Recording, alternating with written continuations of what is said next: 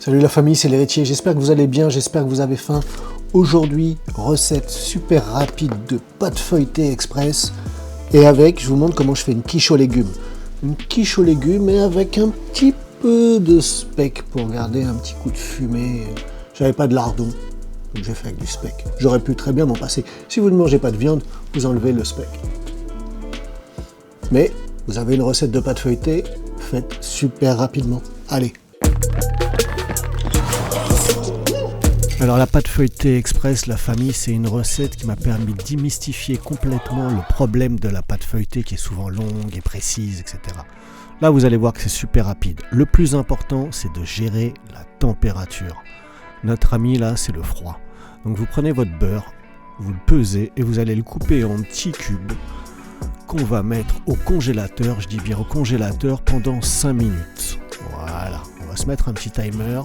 Et c'est parti. Pendant ce temps-là, on fait de la place, on nettoie tout le plan de travail parce qu'on va avoir besoin de toute la place. On pèse notre farine, on pèse notre eau sans les glaçons, hop, un peu de sel et on est parti. Alors vous allez voir qu'il n'y a pas beaucoup de travail et j'aurais pu même le faire à la main en fait. Le principe, c'est de mélanger votre farine et votre beurre avec votre eau sans trop le travailler. Le principe, c'est d'avoir encore les morceaux de beurre bien présents visuellement et d'avoir une sorte de grosse pâte à modeler. Voilà, on va dire une pâte à modeler. Sur votre plan de travail fariné, vous mettez tout ça et on va essayer de le rendre un peu, lui donner une forme un peu rectangulaire pour commencer nos premiers tours. Là, je vous laisse toute la vidéo pour que vous voyez à quel point ça a l'air horrible au début, mais vous allez voir que petit à petit ça s'affine. On voit bien là les gros morceaux de beurre et je fais mon premier tour, c'est vraiment très rustique. Là, s'il y a des pâtissiers qui me voient, ils vont me tirer dessus à la Kalachnikov, mais bon, c'est pas grave. Donc là, on a fait notre premier tour et on attaque le deuxième. Un tour, c'est, vous avez vu, c'est le pliage.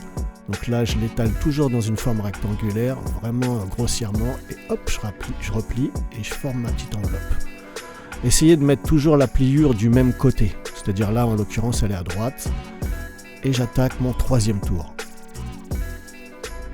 Et là, mon plan de travail, moi, il est chaud, donc ça commence à coller. Donc, ce que je fais, c'est que je lui remets un petit peu de farine, je le remets en forme rectangulaire, je récupère tout, hop, je pose ça grossièrement dessus, je vais le filmer et je vais le mettre au frigo de manière à ce que ma pâte ne colle plus et que le beurre soit, que je puisse le travailler tranquillement. Donc ça va partir, pareil, 5 minutes au frigo pour un petit peu se reposer et avoir un petit peu de facilité. Alors moi, mon plan de travail, il est juste au-dessus de mon lave-vaisselle, donc chaud. Donc ce que je fais, c'est que je prends mon eau glacée et je la frotte sur mon plan de travail, tout simplement pour lui redonner une température. Après 5 minutes, on attaque nos deuxièmes tours. Et c'est parti, on reproduit la même chose, c'est-à-dire notre rectangle en longueur et on le plie comme une enveloppe. Hop, je ramasse tout avec ma spatule. Encore un peu de farine. Vous enlevez les excédents de farine. Là, ce que je vais faire, c'est que je vais ouvrir un peu sur la gauche pour avoir une meilleure facilité à étaler.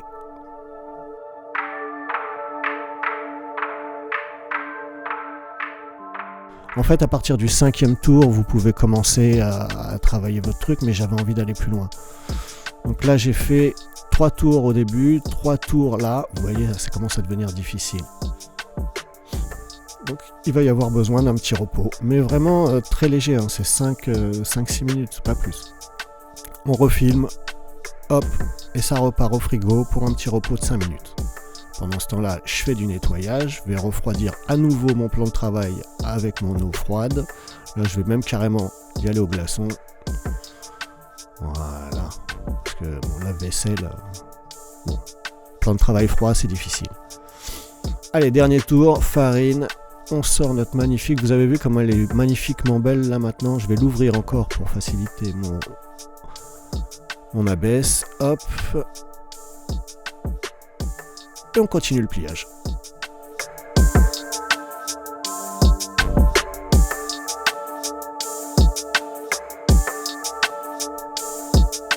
Là, je vous ai vraiment tout montré. J'aurais pu couper et vous dire, voilà, c'est comme ci, comme ça, vous le faites, vous reproduisez l'opération tant de fois. Mais là, ça y est, on a notre bonne pâte. Et là, en plus, on en a un bon paquet. J'ai 1,2 kg et c'est franchement... c'est très très bien pour ce que j'ai envie de faire. J'ai plein de recettes qui vont utiliser cette pâte. Vous allez voir ça. Regardez-moi ça, comment elle est jolie. Voilà, c'est ça. 1,2 kg. Bim. Allez, je vous montre comment on transforme l'essai avec cette pâte feuilletée. Je vous sors une quiche aux légumes bonus. Bon, elle n'est pas qu'aux légumes, hein. J'ai rajouté un peu de speck, comme je vous disais dans l'intro. Donc là, j'en prends un petit morceau. Donc là, 300 grammes, mais je ne vais pas utiliser les 300 grammes. Vous allez voir qu'il va me rester quelques chutes qui vont me servir, qui m'ont servi justement à faire une tarte.